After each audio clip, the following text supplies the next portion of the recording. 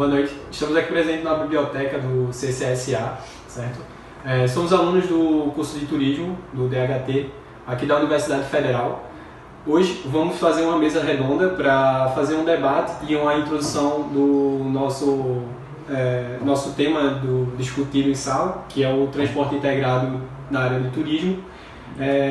Vou começar a apresentar vocês. Eu sou o discente Stefan Morato, temos aqui também Igor Oliveira, Lídia Lima, Tiago Costa. E temos o Wanderson José, que está na parte da introdução à filmagem, pelo menos no trecho inicial do nosso vídeo. Bem, eu quero que vocês prestem bastante atenção aqui no nosso vídeo, enquanto a gente está gerando essa discussão, esse debate, tá? Porque a gente vai apresentar alguns pontos interessantes para vocês e possa ser que alguns pontos vocês já conheçam, já no decorrer da sua vida, aí você está pegando transporte público, você que já pegou um avião tenha encontrado esses problemas, certo? Até na própria disciplina a gente já ouviu falar do Hub, né? Então a gente vai discutir isso também aqui. E eu quero que você realmente participe desse debate aqui, tanto hoje presente, você assistindo aí o vídeo, quanto na terça-feira na aula de transporte. Eu conto com vocês. Então, no transporte e turismo, esse planejamento integrado, ele tem que ser feito a partir do momento que seja viável, principalmente de fundamental, isso é primordial dentro da sociedade para os habitantes que ali habitam, para depois visar a importância disso para os turistas, porque se algo não é bom, se eu faço um planejamento de um transporte dentro de uma sociedade visando apenas os turistas, isso não acarreta em viés legais, digamos assim, fundamentais para quem ali habita dentro daquela sociedade, ele não vai ser tão importante dentro da sociedade visando apenas o turista, mas sim a partir de fundamental, digamos assim, de questão primordial mesmo para quem ali está habitando, para depois surgir isso para quem está vindo de fora, entendeu? É uma questão de, vamos supor, na verdade mesmo seria uma questão de troca, tanto para a notoriedade do sistema do local, dessa integridade do turismo com o transporte, até mesmo para quem está vindo de fora, porque se a gente busca esse viés, a partir daí corta. Na verdade, não seria uma troca, seria uma junção mesmo, de integrar o turismo, o transporte turístico para a sociedade e também para os turistas. Eu acho que é de trazer o transporte, que é do usuário, para o turista. Porque o turista vai estar aqui por um tempo determinado. Então aquele transporte, como o Igor falou, tem que ser viável primeiro para quem mora, para quem se utiliza dele todos os dias. E depois a gente pensa em não adaptar, mas integrar as atividades turísticas, os pontos turísticos no dia a dia. Que a gente sabe que aqui em Recife não é. E a gente tem que notar a importância dessa integração juntamente com as políticas públicas, né, para isso acontecer. Então, ainda parto do princípio de que tudo aquilo que tem o poder do monopólio, ele vai entregar um mau serviço. Por quê? Porque quando você detém a força, entre aspas, você não se preocupa com a qualidade e nem com o preço. Você coloca o preço que quer e a qualidade deixa a desejar. Então, e os transportes públicos que vocês haviam falado de que é público, mas não é público, porque é um transporte coletivo, a gente paga por aquilo. É porque não é do governo, é corporativismo, tem a ver com a iniciativa privada em conjunção com o governo. E no caso que eu tinha mencionado do Rio de Janeiro, parte de uma iniciativa privada. E como é que isso agiria no cenário brasileiro? Várias empresas agindo a partir da iniciativa privada. Elas concorrendo entre si, como acontece, por exemplo, com fábrica de biscoito. Uma tem que entregar um sabor melhor que a outra e eles determinam o preço. E parte de você querer ou não. Mas quando a gente está pensando num transporte integrado, a gente não está pensando só numa modalidade de transporte. Por exemplo, se a gente pensa num transporte integrado entre metrô, ônibus e bicicleta, tudo sendo parte de um serviço que seria público, mas não é coletivo, a gente vai ter várias modalidades competindo entre si. Fora as modalidades que seriam particulares, como Uber, como táxi e como outros tipos de modalidades que poderiam estar ali por fora, servindo também como não uma retaguarda, mas servindo de suporte para essas modalidades que seriam públicas. Mas aí a questão de existe metrô, existe ônibus, foi isso que tu quis dizer? Sim, bicicleta e outros sim, modalidades. mas todos eles vêm do mesmo lugar, digamos assim. Todos eles vêm do governo, atualmente, como funciona. Atualmente, todos eles vêm do governo, então eu parto do princípio de não existir, nesse caso, ligado a isso, o governo. Será que o governo oferece um bom serviço nesse setor? Eu cito novamente, a competitividade vai estar no fato de ter vários modais fazendo os mesmos trajetos ou trajetos similares, servindo quem usa. Sim, mas aí é que tá. A iniciativa privada, ela vai buscar o quê? O capitalismo, ele busca maximizar o lucro. Então, se uma empresa ela vê que a sociedade busca determinada coisa, então ela vai oferecer um serviço para que aquele público ali queira comprar o seu serviço, entendeu? Então, se a outra não faz, uma vai chegar para fazer porque ela quer captar aquele cliente. Exatamente. A gente tem um metrô que faz um percurso e um ônibus que faz um percurso similar, que a gente vai ter duas empresas, mesmo que sejam não, porque as empresas que operam o transporte público, transporte coletivo, perdão, elas não são do governo, são empresas privadas. Então, se a gente tem um metrô que, teoricamente, seria administrado pelo governo, e um ônibus que faz esse mesmo percurso, e uma ciclovia que está ali disponível para as pessoas usarem, então há competitividade. Mas aí é que tá. Eu acredito que seja, eu acredito não, na verdade é algo camuflado. Por quê? Porque não existe possibilidade de novas empresas entrar. O mercado é cheio de burocracias que impedem sim. Mas aí por quê? Mas por que existe a corrupção? Talvez porque existe, no caso, não porque existe a corrupção, eu tô querendo dizer assim. E se o governo não estivesse junto com essas empresas? Se a empresa quebra, só ela é prejudicada. Agora, se o governo está junto, aí existe o arrumadinho, o governo ajuda aqui, o governo ajuda ali, não sei o quê. Mas e se a empresa ela está só, sem influência alguma do governo? Então, porque se não der certo, o que é que vai acontecer? O empresário vai quebrar e se der certo, ele que vai lucrar. Tá, vocês têm exemplos desse planejamento integrado do transporte e com o turismo dando muito certo? Aqui no Brasil? Pode ser. Aqui no Brasil é complicado justamente por essa questão da burocracia. É difícil uma empresa chegar e agir como se fosse uma espécie de livre mercado, várias empresas competindo entre si em um mesmo segmento.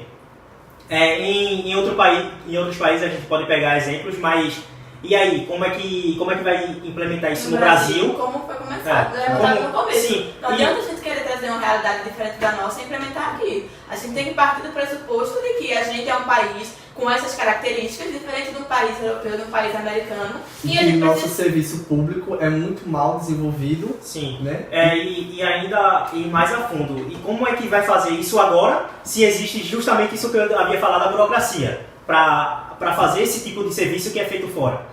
Então, primeiro eu teria que mudar a política de mercado e tudo mais. É uma questão complexa. E como eu havia falado antes, de colocar novos meios de transporte e tudo mais. Mas e como a gente vai fazer isso se nem os básicos que nós temos nós conseguimos dar conta? Então, como colocar novos meios de transporte se a gente não consegue nem ainda solucionar o que já temos? Quem falou foi isso não foi, quem falou não foi Ivan, isso aqui montaria transportes aquáticos. Mas o que eu quero dizer também, como os meninos estavam falando, é que quando eu pedi exemplos dessa integridade, né, que deram certo, que funcionaram corretamente, eu quero trazer aqui na questão também, visando essa parte menor daqui onde a gente está, em Recife, que a gente, como eu falei também no começo, quando eu estava falando com o Lídia, a questão de, por exemplo, do uso consciente dos transportes, a gente vê isso, que o governo ele ainda precisa investir um pouco em questões mínimas, que como eu falei, que tá essa integração também um pouco... Vamos ser sinceros, um pouco mesmo, tem que investir muito. A população está crescendo, a população precisa se deslocar, a gente tem uma região metropolitana extensa, então a gente precisa investir, não é pouco, é muito. Ainda mais se a gente pensa numa perspectiva turística, onde as pessoas vêm nos visitar uma realidade diferente, onde pode ser que o transporte dê certo, mas pode ser que não. Então seria muito mais positivo ainda para a experiência de quem é turista ter essa vivência prática de um local que dá certo.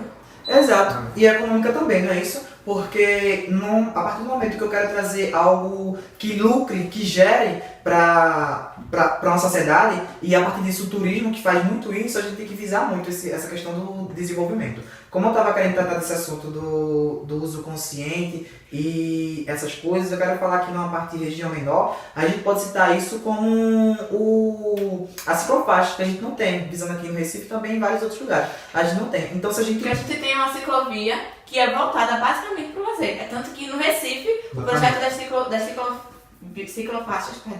ele é desenvolvido apenas nos finais de semana e nos feriados, voltados para o lazer. Ele não pensa na locomoção de quem realmente poderia... poderia... se deslocar de uma cidade para outra não tem como. Então, assim, se um turista ele quer usufruir desse elemento, desse equipamento, na verdade, ele não vai ter como, ele não vai chegar aqui e usar a nossa estrada ou a nossa BR, sabendo que tem outros transportes que estão acima dele, entendeu? E que tem um poder maior sobre a bike. Sim. E quem dera se fosse de uma cidade para outra. A gente pode citar um bairro para o outro. Quando um turista, digamos, venha e fique hospedado em Boa Viagem, como é que ele vai fazer o percurso, se ele optar pela bike, de Boa Viagem para o Marco Zero? Não tem esse acesso. Do bairro de Boa Viagem para um terminal de ônibus, para um terminal de metrô. Não existe. Então, ele vai ficar desassistido. Sem contar ainda mais no descaso da segurança pública. A conclusão que a gente tira disso. A gente sabe que é importante sim a integração do transporte com a atividade turística, só que a gente sabe também que, infelizmente, no nosso estado, no nosso país, não é trabalhado isso de forma correta, de forma coerente, entendeu? Então, tem que criar sim políticas públicas para desenvolver o transporte turístico, para integrar esse transporte turístico com a sociedade e assim os nossos turistas que nós estamos recebendo ter mais oportunidades de conhecer o nosso país, nosso estado, através dos nossos transportes. Também que seja coisas praticadas por nós também, não é? Que seja viável para nós. Para a sociedade também. Então é isso. Até terça-feira. Até, gente. Tchau.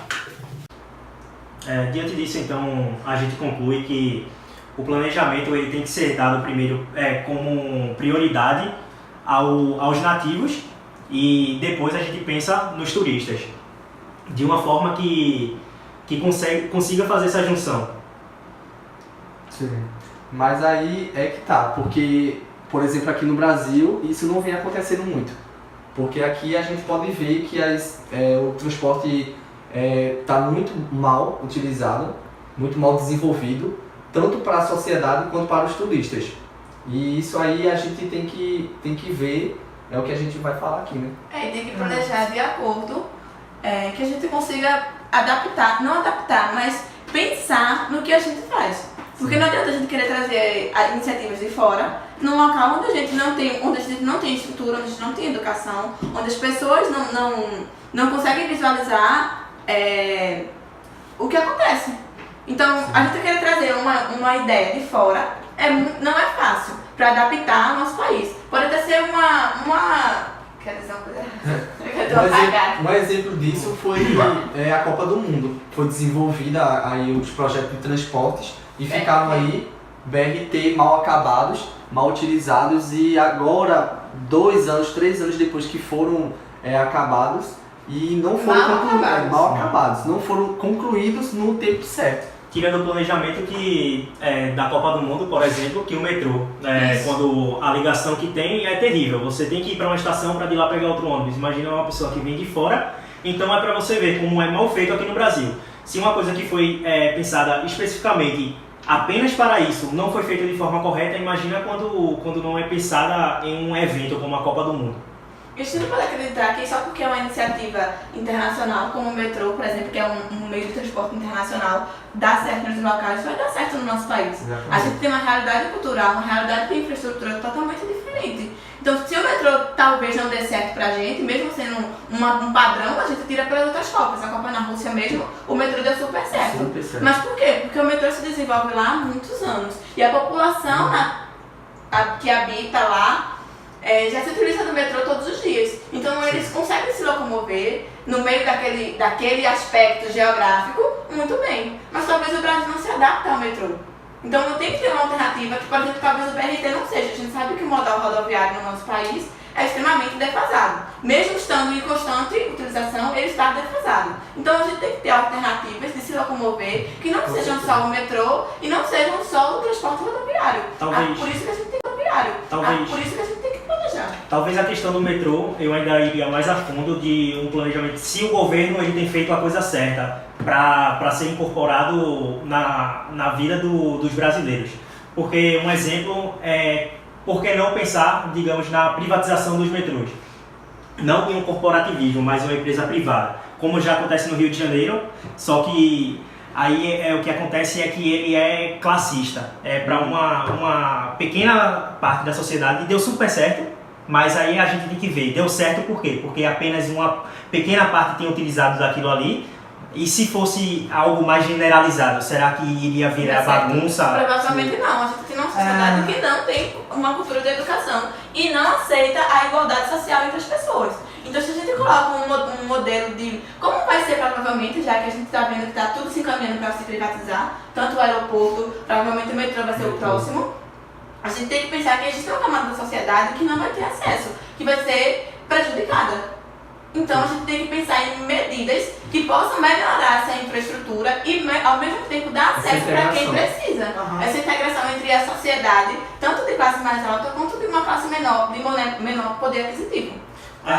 Tem um ponto que ele falou desde o começo, que é a parte da educação.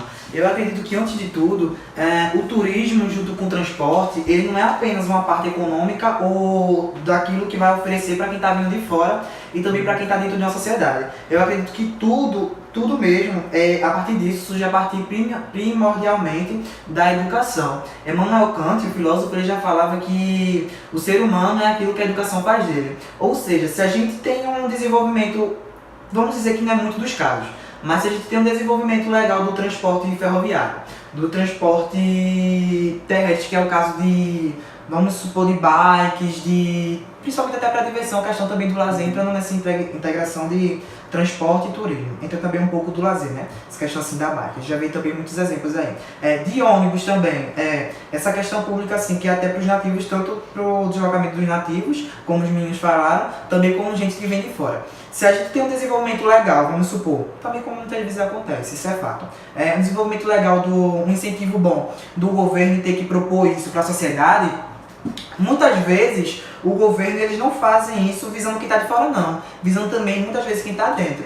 Mas a partir do momento que é feito pela esfera federal maior, né, um planejamento legal e a sociedade em si, ela não tem esse equilíbrio, tratá-lo de forma responsável e consciente, o uso, na verdade, consciente do transporte público, como é que a gente vai oferecer isso? Uma coisa degradada, uma coisa decaente para quem está vindo de fora. Então eu acho assim, para que antes surja isso de o governo fazer, a esfera municipal, federal, estadual, fazer isso para quem está vindo de fora, a gente tem que muitas vezes visar o uso consciente de quem está de dentro. Porque se a gente tem um uso acarretado legal do transporte público, não vai servir só para a gente, entende? Vai servir também para quem está vindo de fora. Vai gerar uma visão melhor. Se o governo faz isso, um turista vem, utiliza daquilo, ele vai querer vir muitas vezes para cá. Porque desde o seu destino de origem até o seu destino anfitrião, o transporte ele já deixou de ser